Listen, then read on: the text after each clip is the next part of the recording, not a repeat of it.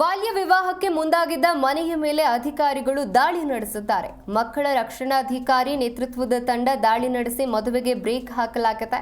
ಇನ್ನು 16 ವರ್ಷದ ಬಾಲಕಿ ಮದುವೆಗೆ ತಯಾರಿಯನ್ನ ನಡೆಸಿದ್ರು ಪೋಷಕರು. ಇನ್ನು ಖಚಿತ ಮಾಹಿತಿ ಮೇರೆಗೆ ದಾಳಿಯನ್ನ ನಡೆಸಿ ಅಧಿಕಾರಿಗಳು ಬಾಲಕಿಯನ್ನ ವಶಕ್ಕೆ ಪಡೆದುಕೊಂಡಿತು. ದೊಡ್ಡಬಳ್ಳಾಪುರ ತಾಲೂಕಿನ ಪಿಂಡಕೂರು ತಿಮ್ಮನಹಳ್ಳಿಯಲ್ಲಿ ನಡೆದಂತಹ ಘಟನೆ ಇದು. ನಿನ್ನೆ ಅರಿಶಿನ ಶಾಸ್ತ್ರವನ್ನ ಮುಗಿಸಿ ಇವತ್ತು ಮದುವೆಗೆ ಮುಂದಾಗಿದ್ರು ಪೋಷಕರು. ಬಾಲಕಿಯ ದಾಖಲೆಗಳನ್ನ ಪರಿಶೀಲನೆಯನ್ನ ನಡೆಸಿ ವಶಕ್ಕೆ ಪಡೆದುಕೊಂಡಿದ್ದಾರೆ ಆಕೆಯನ್ನ ಅಧಿಕಾರಿಗಳು.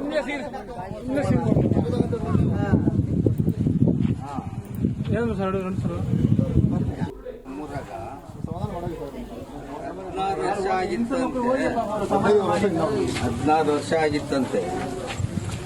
ತಾಯಿ ಮಗನಿಗೂ ಸಾಧಗಳು ಬಿಡ್ತೀರ ನೋಡು. ಮದುವೆ ಮಾಡಕ್ ತಾಯಿ ಮಗನಿಗೂ